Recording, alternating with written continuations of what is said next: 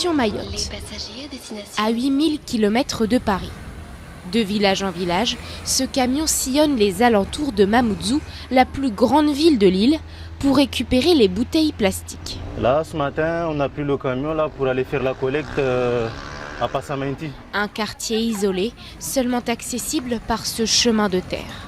À peine arrivés, tous les habitants apportent des dizaines de sacs et la benne se remplit à vue d'œil. Ils font le tri à la maison. Et ici, comme ça, on ne perd pas de temps. Quand vous voyez que les bouteilles en plastique, vous ne voyez pas autre chose. S'il y a autant d'habitants à participer, c'est aussi parce que le geste est récompensé. Au bout de 6 kilos de bouteilles apportées, ils reçoivent des produits de première nécessité, aujourd'hui du savon. Le savon nous permet de nettoyer nos vêtements, de faire la vaisselle, de nous laver aussi. Ça nous fait une petite économie. C'est essentiel. Je vous encourage vivement à continuer. C'est une très belle action. Cette collecte est née d'un constat. Ici, il faut parcourir près d'1 kilomètre à pied pour jeter ses poubelles.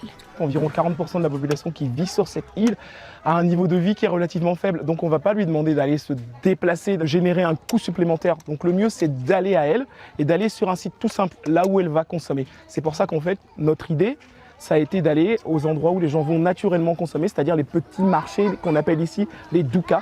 L'ADEME soutient cette initiative sociale et écologique. Aujourd'hui, il suffit de regarder le sol pour se rendre compte de l'efficacité de la démarche. On y est présent depuis 6 mois et il n'y a aucune bouteille par terre. C'est satisfaisant aussi.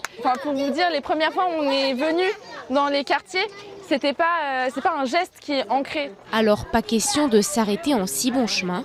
Dans les 9 quartiers concernés, la collecte va s'élargir à d'autres types de déchets. Ils ont compris ce qu'il faut faire. Nous, l'objectif, non seulement c'est d'augmenter le gisement, ce qu'on capte, mais c'est aussi d'aller vers les autres flux, les emballages métalliques comme les canettes, les boîtes de conserve. Pour l'instant, plus de 3000 habitants participent activement aux collectes de déchets tous les mois.